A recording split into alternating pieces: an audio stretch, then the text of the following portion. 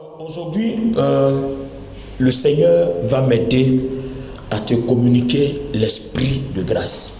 Quand vous avez l'esprit de grâce, vous pouvez avoir mal quand on vous fait des choses.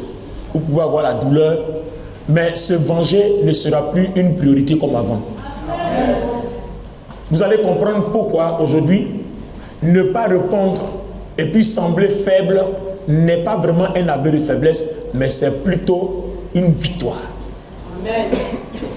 À partir de ce soir, c'est un conseil que je te donne. Tout à l'heure, quand on va visiter les Écritures, tu vas comprendre. Si jamais on te fait du mal, enferme-toi, pleure. C'est normal. Toute personne a droit d'avoir mal et a droit d'exprimer sa douleur. Mais toute personne n'a pas le droit d'aller se venger. Amen. Ça ressemble à une faiblesse. Mais quand vous n'avez pas un certain niveau spirituel, vous ne pouvez pas comprendre que quand vous ne répondez pas, vous êtes riche. Bon, ça ressemble à rien ce que je dis. Mais on va aller dans les Écritures, vous allez voir. Je vous disais tantôt la dernière fois, c'est la connaissance de la parole qui va te libérer. Amen. La connaissance de la parole va faire de toi un disciple accompli, à travers lequel Dieu va réaliser ses projets. Amen. Et si vous êtes une personne que Dieu peut manipuler pour réaliser ses projets, vous êtes béni. Vous êtes béni. Je peux dire terre à terre, vous êtes grave, béni, grave. Amen. Alléluia. Le Saint-Esprit dans mes méditations m'a parlé de la vie de Joseph que j'ai partagée en 3 parties.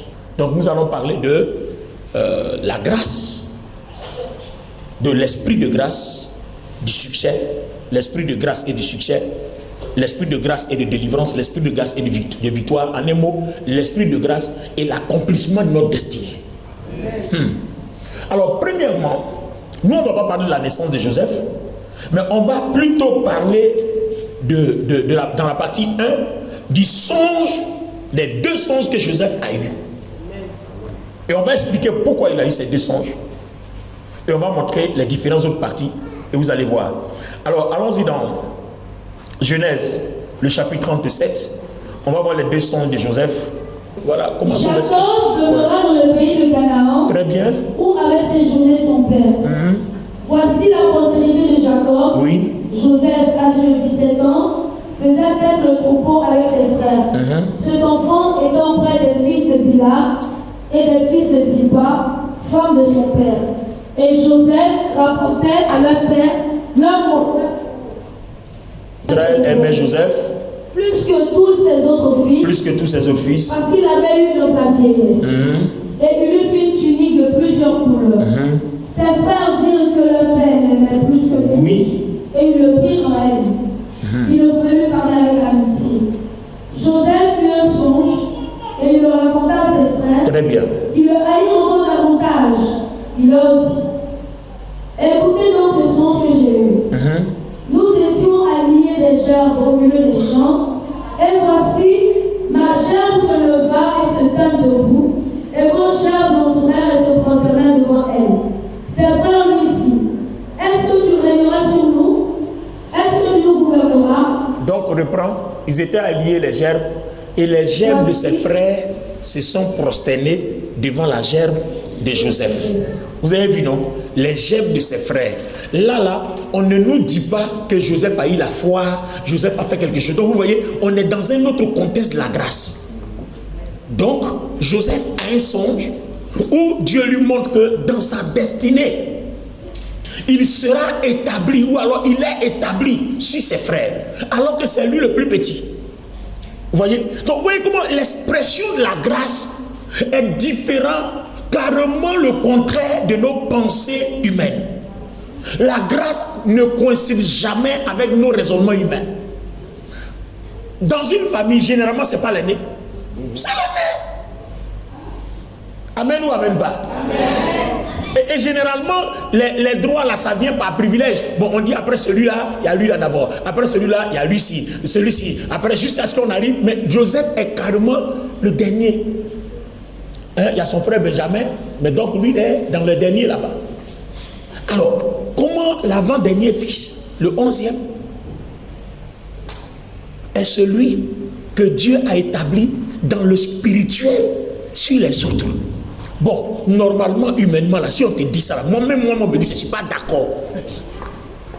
Aïe. Attends, les enfants de ma mère, il y en a 4. Il y a la prophétesse Eliane, il y a moi, il y a Jacqueline, et puis il y a Jean-Camille. Et puis on vient me dire non, dans le spirituel, Jean-Camille est établi sur toi. Même demain, après-demain, avant-demain, moi je ne suis pas d'accord. Il dit à Dieu, je n'accepte pas. Pourquoi moi, je ne suis pas établi sur lui, et puis lui, il est établi sur moi. Quand j'ai dit comme ça, au moins tu as compris, non? C'est-à-dire, toi, tu vois dans ta famille là-bas, et puis ton petit frère qui est né, tu as payé son école, tu as fait tout, tu l'as envoyé en France, tu as fait partie, et puis on vient te donner une révélation. Non, dans le spirituel, il est établi sur toi. Non, pourquoi lui ne me fait pas réussir? Et puis moi, j'ai fait réussir quelqu'un qui est établi sur moi. C'est-à-dire, humainement, c'est comme ça qu'on va raisonner. Vous voyez, humainement.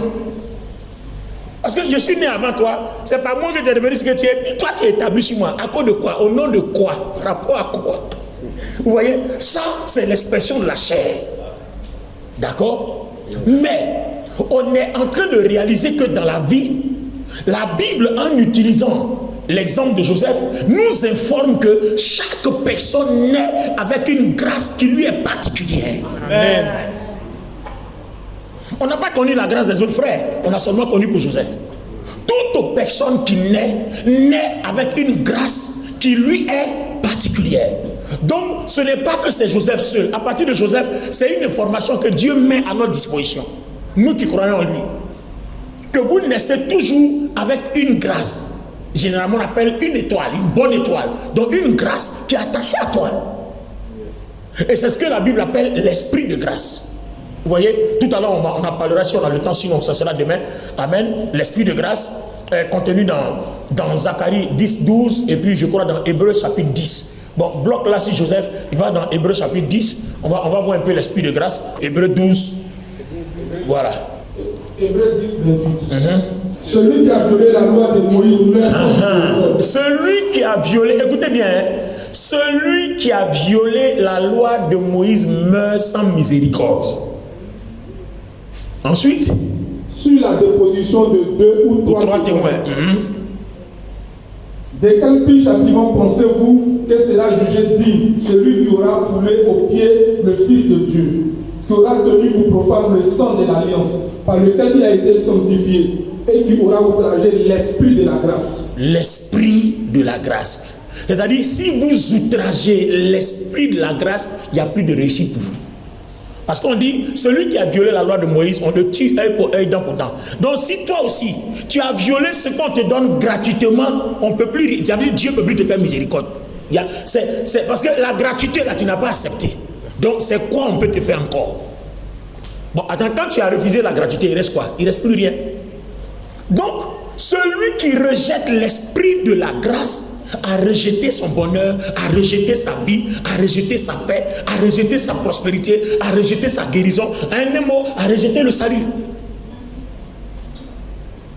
Donc, cet esprit de grâce-là, dont parle aussi Zacharie 12, 10, cet esprit de grâce-là, il est attaché à la naissance. Avant même que tu viennes sur la terre, c'est attaché à chaque personne. Donc, en fait, c'est cet esprit-là qui fait ton histoire. Tout ce que tu vas vivre sur la terre là, ça fait ton histoire. Quand je dis ça comme ça, c'est difficile à comprendre. Mais dans l'explication, vous allez voir. D'accord? Allons-y, Zacharie 12, 10. C'est bon? Je répondrai sur la maison de David et sur les habitants de Jérusalem un esprit de grâce et de supplication. Alors je répandrai sur la maison de David et sur les habitants de Jérusalem un esprit de grâce et de supplication. Donc je répandrai un esprit de grâce et de supplication. Donc vous voyez que la grâce en fait c'est un phénomène spirituel, un phénomène divin. C'est un esprit qui est avec nous et c'est lui qui marche avec nous au nom du Christ. Le Saint-Esprit, si vous voulez, c'est le Saint-Esprit, mais dans une autre forme en fonction de ce que Christ a fait à la croix.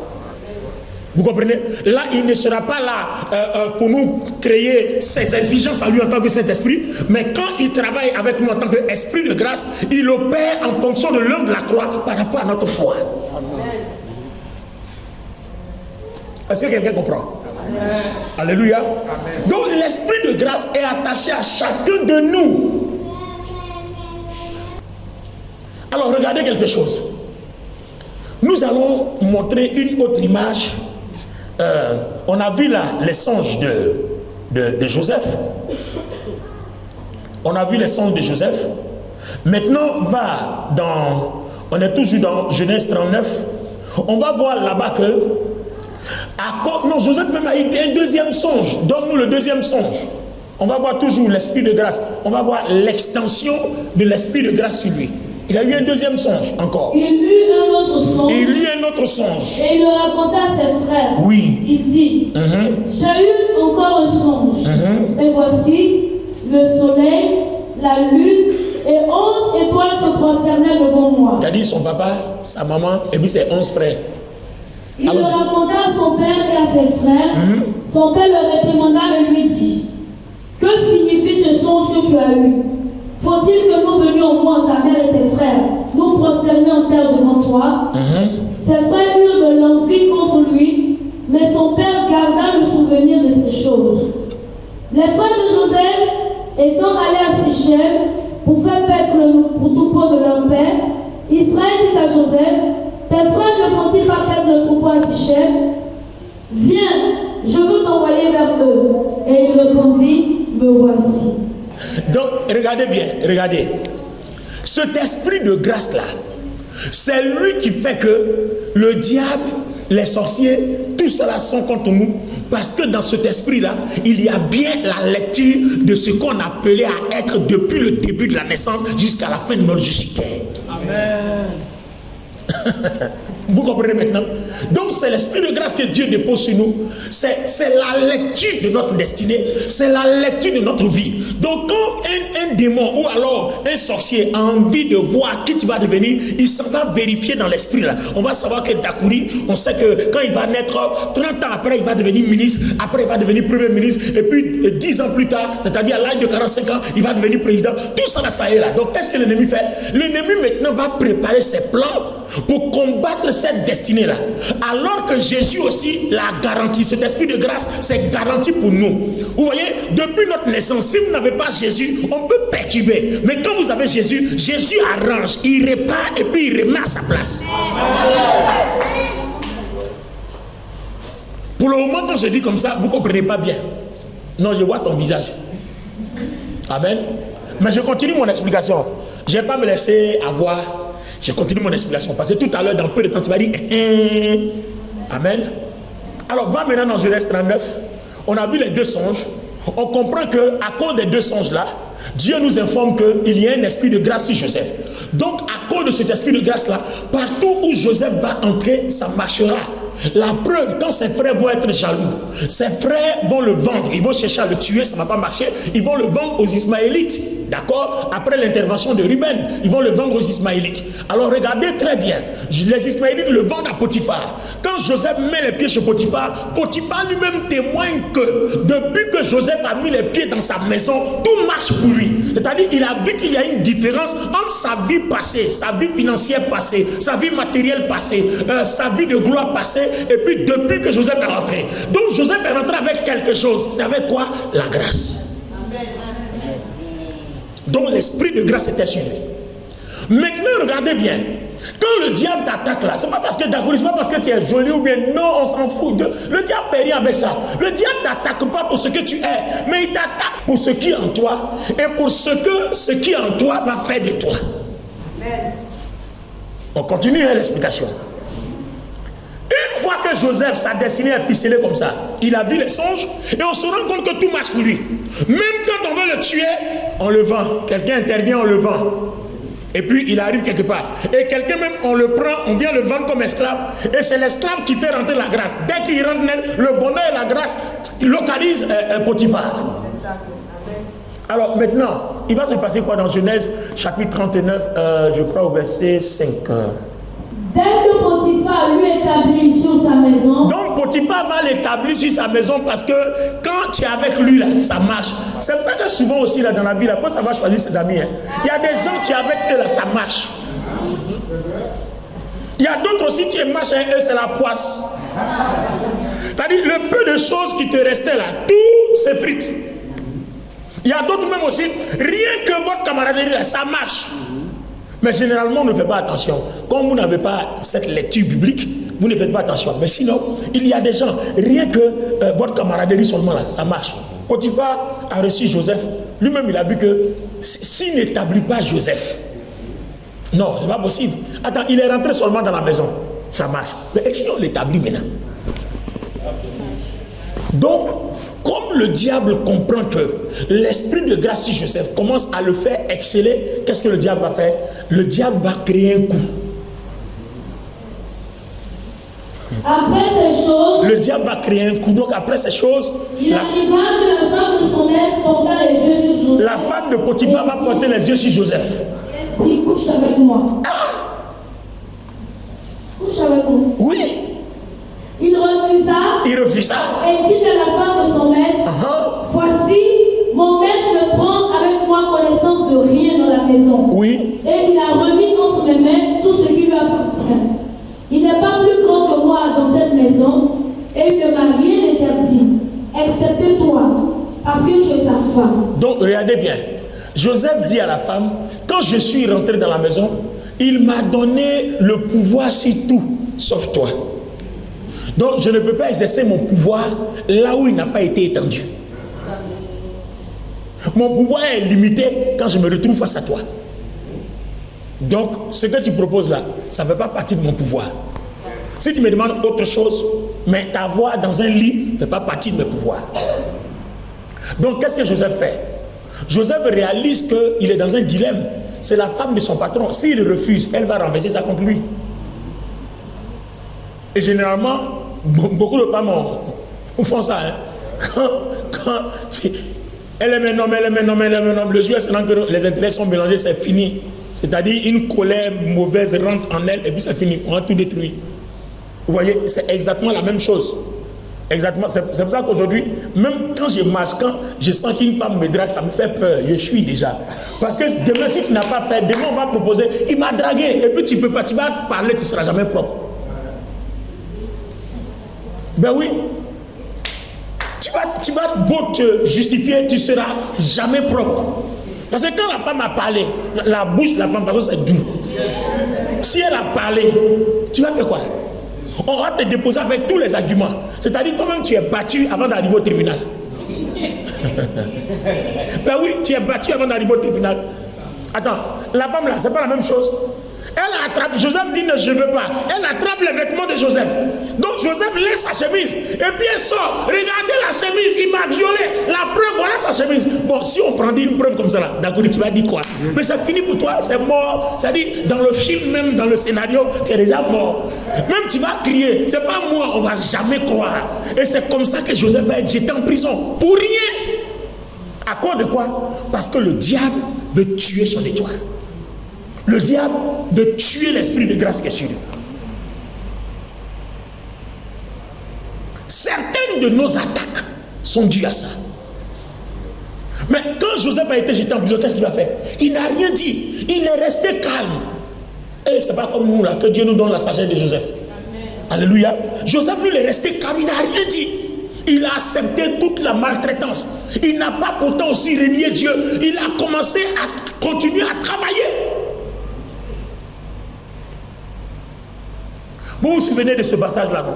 Quand on a lu dans la version Parole de vie, Éphésiens 2, 8, où il s'est écrit que Christ est mort à la croix pour que nous soyons riches en bonnes œuvres. Vous voyez, nos bonnes œuvres.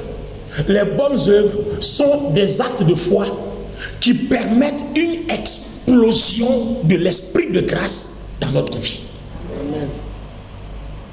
Joseph aurait pu faire autre chose à la femme. Parce qu'il sait qu'il est en danger.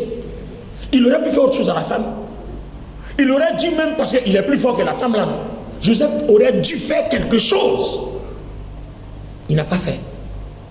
Il a préféré aller en prison et puis il s'est tué. Il était assis là-bas. Donc vous voyez que là où l'esprit de grâce est sur vous, Et puis ça est sur chacun. Toutes les fois que quelqu'un envoie une mauvaise action, une mauvaise œuvre dans votre vie, et que vous répondez par une bonne œuvre, vous permettez l'explosion de l'esprit de grâce. Ses frères ont cherché à le tuer, Dieu n'a pas permis. Vous voyez, on l'a vendu à ce Potiphar, il est devenu encore excellent. Sa femme veut le violer, encore il s'en va en prison, il ne dit rien. Et de la prison, il devient gouverneur et chef du mari de la femme de Potiphar. Pourquoi? Parce qu'il n'a rien dit. C'est exactement ce que le Seigneur Jésus a fait. Humilié, frappé, il n'a pas ouvert la bouche. Comme un agneau qu'on envoie à la boucherie, il n'a pas ouvert la bouche. Et c'est à cause de ça que nous sommes guéris par ce maître Jésus. Donc regardez la coïncidence entre l'explosion de l'esprit de grâce et nos bonnes œuvres. Donc les bonnes œuvres sont des actions de foi qui permettent une explosion. C'est comme un combat. Chaque fois qu'on te fait du mal, toi fais le bien. Tu vas avoir mal, tu vas souffrir, mais fais le bien. Au fur et à mesure que tu envoies le bien, tu crées une explosion de la grâce. Et le trou qu'on veut te mettre, ça ne marchera pas. Dieu va te faire sortir. Au contraire, au lieu d'être humilié, rabaissé, tu vas encore abonder. C'est exactement ce qui se passe dans les trois axes majeurs de la vie de Joseph. C'est pour ça que le Seigneur a dit, si on te tape sur la joue gauche, donne la droite. En fait, ce n'est pas une défaite, mais c'est pour permettre que ce que l'ennemi a préparé ne s'accomplisse jamais. Si vous êtes une personne qui répondait par le silence, par le calme, ou bien en faisant le bien, les œuvres de l'ennemi, vos adversaires vont manigancer, ils ne pourront jamais vous vaincre. Ce n'est pas moi, c'est les Écritures. Amen. Vous n'aurez plus, quand vous allez écouter ce message, quand vous allez écouter pour demain, vous n'aurez plus envie de faire du mal à quelqu'un. Même si on vous fait du mal, vous n'aurez plus envie de rien. Ça vous fait mal, vous allez bavarder, vous allez crier, mais ne réagissez pas. Et puis ne vous vengez surtout pas, laissez ça comme ça. Mais l'avenir va vous donner raison, parce que vos œuvres bonnes vont faire exploser la grâce. C'est comme ça.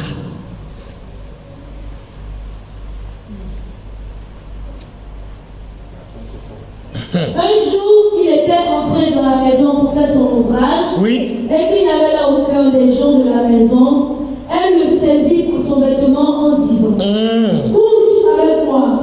Il lui laissa son vêtement dans la main et s'enfuit au dehors. L'esclave qui lui avait laissé son vêtement dans la main et qui s'était enfui dehors, elle appela les gens de sa maison et leur dit voyez, il nous a amené un lépreux pour se jouer de nous. Cet homme est venu vers moi pour coucher avec moi, mais j'ai crié à haute voix. Et quand il a entendu que je levais la voix et que je criais, il a laissé son vêtement à côté de moi et s'est enfui. Bon, attends. Bon, les amis, vous et moi, c'est-à-dire l'invention qui est là, quand vous écoutez là, ça ne ressemble pas à la vérité. C'est la vérité. Mais est-ce qu'en réalité c'est la vérité? Non. Mais quand tu écoutes là, c'est tellement bien concocté, c'est-à-dire le scénario est tellement bien préparé. Quand tu écoutes là, mais c'est fini. Même Joseph, même tu vois être prophète, vous prophétiser, mais là, Joseph, c'est clair, tu n'es pas bien. Comment tu peux violer femme de les gens? Est-ce que vous comprenez? Vous voyez, Joseph, c'est pas sérieux ce que tu fais. Tu ne peux pas entrer dans une maison, la maison qui t'a accueilli. Tu peux être aussi méchant pour aller violer la femme. Et puis c'est comme ça le raisonnement de tout le monde. Tu es un garçon bien qui transporte la grâce, mais ton côté violent là, c'est ça là, nous on n'aime pas. Les gestes sont mauvais. Alléluia. Alléluia. Oh, tu es bien, on voit l'Esprit de Dieu sur toi, tu prophétises et tout ça là, mais ton côté femme là, c'est ça qui n'est pas bien chez toi. Donc on a pris ça, c'est devenu une renommée, on a collé ça sur Joseph. Bah. Le pauvre, il a pleuré. Il a pleuré. Et puis, le comble dans l'histoire, Dieu regarde. Dieu sait que ce n'est pas vrai, et puis Dieu ne parle pas. Maintenant, je vais t'expliquer pourquoi Dieu ne parle pas. Donne-moi ton amen d'église. Amen. Le comble, c'est que Dieu regarde. D'accord, Dieu sait que c'est faux, mais Dieu ne parle pas. Il ne va pas parler. Pourquoi? Parce que c'est la fin qui est intéressante. Moi, mon conseil aujourd'hui, selon l'expérience que moi j'ai vécue, permettez à l'esprit de grâce de vous soulever et puis de vous placer au niveau. Ça n'arrivera pas si vous-même vous réglez vos comptes. Taisez-vous. Il n'y a pas longtemps, j'ai un ancien fils spirituel. Je ne sais pas si ce jour-là il a bu couragine Ou bien, je ne sais pas, il m'a envoyé un message sur Messenger. Il m'a insulté. J'ai encore ça dans mon téléphone. Ça dit quand je lis même, il dit le gars là-haut, il est bête, il est fou. Ou bien, je ne sais pas, hein. Il a parlé, il a écrit combien de pas kilométriques comme ça. Et puis quand j'ai fini, peut-être il pensait qu'il allait répondre. Mais les amis, je suis à un autre niveau. Ce que je connais de Dieu là, je ne peux pas me mettre à mon niveau parce que c'est moi qui dois t'ouvrir les yeux. Parce que si tu connaissais ce que je connaissais, tu n'allais jamais écrire ça pour m'envoyer. Il n'a même pas répondu. Et dernièrement encore, comme je n'ai pas répondu, tu sais que quand tu ne réponds pas là, ça fait mal. Hein? Très mal. Il a regardé, il dit, il est bête, il est trop fou. Dernièrement là, il a envoyé encore. Cette fois-ci là, c'est des menaces, il va m'envoyer en justice. Il dit, mais ça là même, c'est petit même là, il faut m'envoyer à Gabata, le tribunal de Dieu. À Golgotha là-bas, Jérusalem. Et puis je n'ai même pas répondu. Et quand je me mets à genoux pour prier, c'est ce que Dieu me dit. Dieu me dit, prie pour lui. Non mais j'ai prié. Dieu me dit, prie pour lui. J'ai prié. J'ai demandé à Dieu, Seigneur, je lui pardonne lui ses péchés. J'ai prié pour lui. Non, j'ai prié pour lui. Je vous dis la vérité devant le Saint-Esprit. J'ai prié pour lui. J'ai dit, Seigneur, pardonne-lui. Il ne sait même pas ce qu'il fait. C'est pas la prière que le Seigneur fait à la croix. Père, pardonne-le car ils ne savent pas ce qu'il faut. J'ai prié pour lui. Vous savez, il y a deux façons de marcher avec les gens. Dieu nous a donné un exemple dans la Bible. Lucifer a combattu Dieu, non? Ok. Dieu l'a combattu, il l'a fait chuter. Mais quand on lit Job, là, on dit Lucifer vient saluer Dieu. Dieu lui ouvre la porte, les deux causes. Mais le problème, c'est que Lucifer n'aura plus jamais un siège au paradis. Voilà. Voilà aussi le problème. Et puis la condamnation de Lucifer, là, ça ne changera pas. Sinon, les deux parlent, mais la condamnation de Lucifer ne changera pas. Vous voyez, il y a deux façons dont Dieu traite les gens. Dieu peut parler avec toi. Tu penses que c'est parce que tout va bien. Non, hein, il parle avec toi, mais ta condamnation est là. Donc, quelqu'un qui connaît la parole se méfie de ces choses-là. Ce n'est pas parce que tu te promènes en chute libre. C'est-à-dire tu insultes les gens, tu fais tout ce que tu veux, tu te promènes en chute libre, et puis tu es sûr que tout va bien. Mais ta condamnation est là. Aujourd'hui, Lucifer, là, pourquoi Dieu n'a pas exterminé? Et puis depuis 2000 ans, Jésus est mort à la croix, il continue de déranger les gens. Mais Dieu le regarde. Mais sa condamnation est là. Faites attention parce que Dieu fait peur. C'est ce genre de silence de Dieu là. Ça fait trop peur. Et généralement, quand tu n'as pas une bonne lecture de la Bible, tu as l'impression que, oh, il n'y a rien, c'est fini. Non, c'est pas fini. L'amour de Dieu est très passif, très latent, très dormant. Mais quand le temps de repentance va passer, parce qu'il y a un temps qu'on a fixé sur Lucifer, on espère qu'un jour il va dire, bon d'accord, je voulais être Dieu, mais je ne veux plus. Quand le temps sera passé, Dieu va rentrer en action. Il va juger ses œuvres. C'est exactement comme ça pour toutes les rébellions. Vous-même, vous avez vu, non? Toutes les rébellions qui se sont soulevées dans les pays, tous ceux qui ont fait là, quel a été leur sort? Et puis, ça n'a pas été immédiat, hein? C'est dans le temps. Non, vous-même, vous êtes témoins. Tous ceux qui ont participé à des rébellions, leur sort là, ça s'est passé, mais dans le temps. Vous voyez, il y a des actes que Dieu punira forcément. Mais il va te laisser le temps, espérant que tu vas revenir sur ta décision. Mais quand le temps passe, c'est fini, Dieu va frapper. Regardez le cas de Joseph par exemple. La femme témoigne comme ça. Tout le monde est convaincu que Joseph est coupable. Le fait est tellement bien raconté. Et on a pris Joseph, on l'a jeté en prison carrément. Alors que la bonne action de Joseph, son bon comportement, de n'avoir pas touché à la femme, c'est-à-dire de n'avoir pas étendu son pouvoir là où son patron n'a pas étendu son pouvoir, le fait que Joseph n'ait rien dit, qu'il aille s'asseoir en prison calmement, ça a contribué, ça a permis à l'esprit de grâce de renverser la situation pour que la fin, le dénouement tourne à la faveur de Joseph. Au moment où ces choses-là se passaient, Joseph avait environ 30 ans. Regardez la beauté d'un jeune homme de 30 ans, bien en chair, bien frais. La gnagni était enjaillée d'un Joseph Zo, 30 ans, bien chic comme ça, chic, propre et cool. Et puis même la Bible même dit qu'il était beau, il était joli garçon. Il était frère. Eh d'accord. Alléluia. Donc, vous voyez un peu le genre de choses qui se passent. Joseph s'en va, on le prend comme ça, et puis il est en prison. Mais, à votre avis, un jeune homme de 30 ans, seul, abandonné, sans famille, sans père, sans mère, sans frère, seul au milieu des gens, à l'étranger. Si vous étiez à la place de Joseph, quelle aurait été votre première réaction? Pardon? Bon, il allait accepter de coucher avec elle, non? Pour gagner sa vie. Bon. Il y a d'autres qui font ça aussi. Ouais, il y a d'autres qui font ça. Garçons comme femmes, d'autres font ça aussi. D'accord? Là où il y a son opportunité, là où le soleil s'élève pour lui, il dort là-bas. Même si c'est compromettant ou pas, il dort là-bas quand même.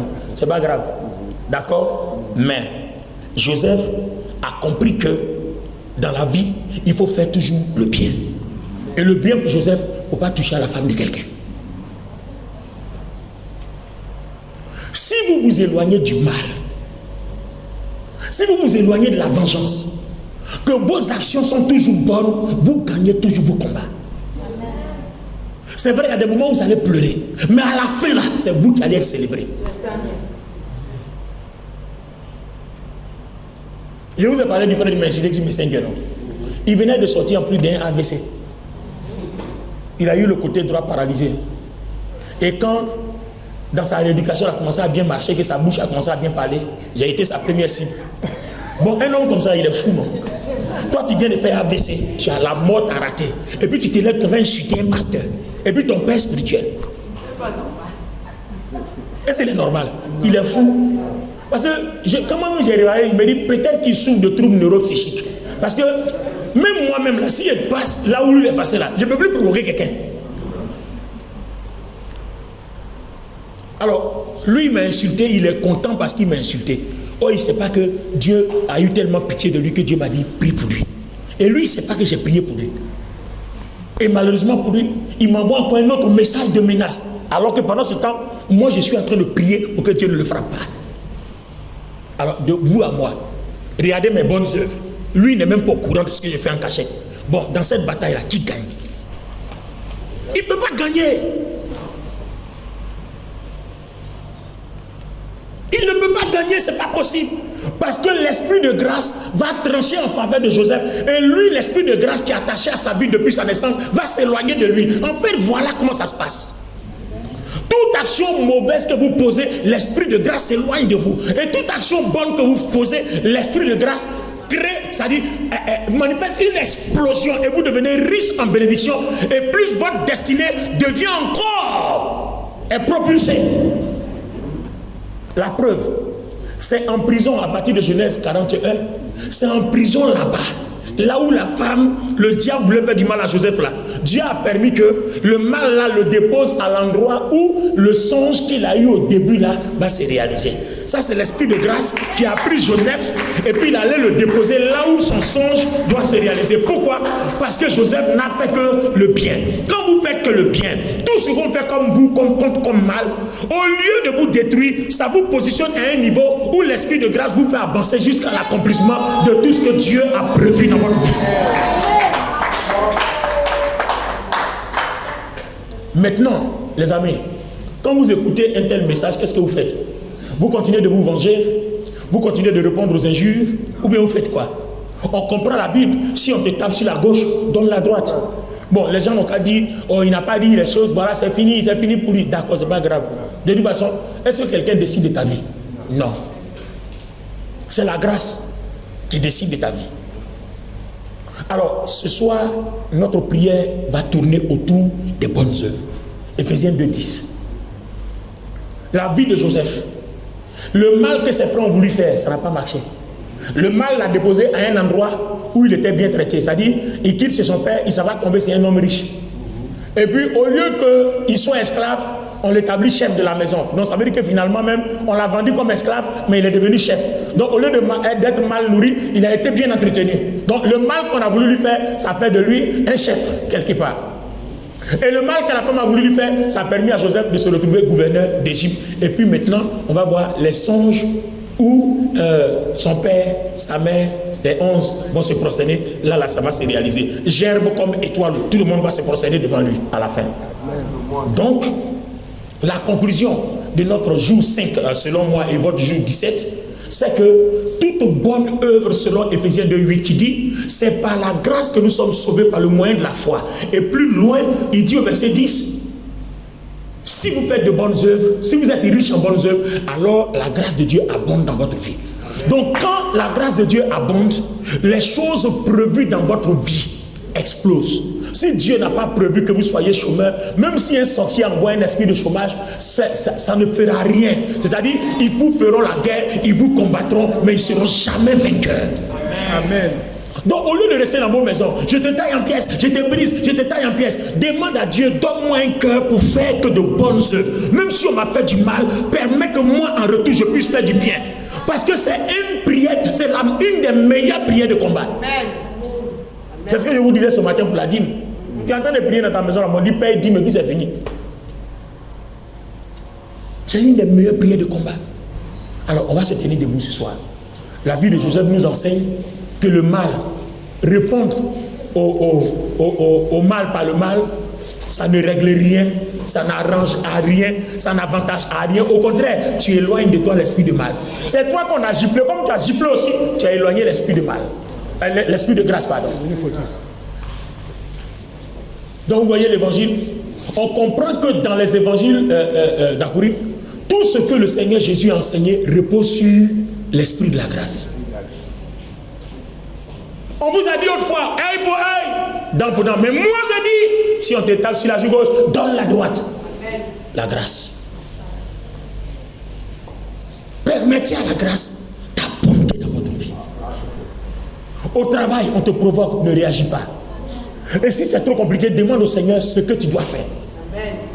Quand c'est trop chaud, il faut fuir, il faut partir. Parce que si tu restes là, tu finiras par faire par là. Fuis, va. On va dire, oh, il a fui. C'est pas grave. Mais de toute façon, tu as fui là, c'est comme ça que ta grâce est partie et toi aussi. À la maison, en famille, ne faites pas. Non, cherchez toujours la grâce. Alors, je vous prie ce soir, je vous en supplie. C'est la commission que Dieu m'a envoyée. Tout à l'heure, quand je méditais, Dieu m'a dit, va leur dire. Ce que j'ai dit là, c'est ce que Dieu m'a dit de vous dire ce soir. Il faut que nous soyons délivrés de la vengeance, il faut que nous soyons délivrés du mal. Faire le mal doit même pas faire des plans pour dire, oui, on va faire comme ci, on va faire comme ça, on va faire comme ça, puis va tomber comme ça. Au contraire, quand tu as fini de faire ton plan là, en même temps, l'esprit de grâce s'éloigne de toi. Les autres vont réussir à côté de toi, sauf toi seul. Et le jour où tu vas changer, l'esprit de grâce va reprendre là où vous êtes arrêté, puis vous allez continuer votre chemin. Amen. L'évangile est très profond. Si vous n'avez pas la connaissance de la parole, vous allez partir d'erreur en erreur. Vous pensez que c'est parce que vous priez beaucoup que vous êtes béni. Mais l'esprit de grâce éloigné de toi, là, quand tu pries là, qui permet que ta prière arrive à exaucement? Une prière sans esprit de grâce avec quoi? Dieu n'entend même pas. C'est quand tu pries, tu jeûnes avec l'esprit de grâce que Dieu t'entend, Dieu t'écoute. Donc celui qui t'a tapé sur la joue droite, laisse-le. Il est vainqueur devant les gens. Mais devant Dieu, il est vaincu parce que Dieu ne l'écoute plus. Regardez ce frère qui a écrit des choses pour m'insulter là. Le fait que je n'ai rien dit, tu vas voir, il est chez lui, il prie, il pense que Dieu l'écoute, mais Dieu ne l'écoutera plus. Jusqu'au jour où il acceptera de se repentir. Parce que je n'ai pas répondu. Et parce que souvent quand vous répondez, Dieu ne répond plus. Donc le mieux, c'est se taire pour conserver l'esprit de grâce. Donc moi, c'est dans cette logique que je suis. Et Dieu m'envoie et dit de faire la même chose. Vous allez voir que votre vie va changer. Il y a des choses que vous n'allez même pas demander à Dieu, Dieu lui-même va faire pour vous. Parce que la Bible dit quoi? Il y a un verset qu'on n'a pas, on a longtemps mal expliqué à l'église. Le verset dit que Dieu a des bonnes œuvres prévues pour nous. Si demain, dans l'inspiration que j'ai, ça passe par là, je vous expliquerai. Je crois que j'en ai parlé ici, non? Une fois, dans mes 4 jours précédents. Non? En fait, Dieu lui-même a des projets pour nous. Et ces projets-là ont été établis depuis avant la fondation du monde. Donc toi, quand tu viens sur la terre, là, tu n'as pas tes propres projets. Tes projets doivent être en adéquation avec ce qui est établi. Parce que c'est ce qui est établi, là, c'est sa réalisation là, qui fait de toi l'homme de renommée, l'homme de popularité, l'homme ou la femme bénie. Donc, c'est l'esprit de grâce là. C'est lui qui est l'acteur pour favoriser l'accomplissement de toutes ces choses. Donc, si lui il est éloigné de toi, c'est fini. C'est-à-dire, il va avoir un blocage sur ta vie. Ça veut dire que les projets que Dieu a destinés pour Dakouri se sont accomplis qu'à l'âge de 12 ans. Et puis après l'âge de 12 ans, comme Dakouri est rentré dans quelque chose, ça s'est bloqué là. Et puis c'est à 50 ans que Dakouri réalise qu'il a besoin de Jésus et que dans Jésus là, il faut qu'il fasse le bien. Donc depuis là où ça s'arrêtait à l'âge de 12 ans là, ça va reprendre, ça va commencer à continuer à partir de 50 ans. Regardez le nombre d'années qu'il a perdu. C'est-à-dire qu'il a souffert de 12 ans à 50 ans gratuit. Et c'est à partir de 50 ans que le blocage là, comme tu es revenu à la normale, ça commence. Regarde ce que tu as perdu. Alors que tu aurais pu vivre dans la grâce. Et c'est ce que nous tous on a été jusqu'aujourd'hui. C'est pour ça que ce soir, Dieu t'interpelle. Fais du bien. Fais du bien. Même si on te fait du mal, fais du bien. Même si tu as pu on t'a calomnié, ne parle pas. Tu peux murmurer, tu peux même parler peut-être à une ou deux personnes, les personnes à qui tu as confiance, où tu sais que quand tu leur parles, ça ne va pas dehors là. Tu parles, tu te vides, mais ne va pas répondre dehors, ne va pas sur les réseaux sociaux, ne va pas insulter quelqu'un, ne va pas... Non. Tu ne vas jamais me voir dans mes trucs aux réseaux sociaux en train d'insulter quelqu'un. Fais un post, insulter quelqu'un. Je fais mes prédications, je prêche Jésus-Christ, je prêche la grâce. Voilà, ça te plaît, tu prends, ça te plaît pas, tu laisses, c'est ton problème. Mais moi, c'est ce que je suis en train de faire. Mais allez insulter les gens, quittez dedans, sortez de là, cherchez la grâce. Lève les deux mains, on va parler à Dieu.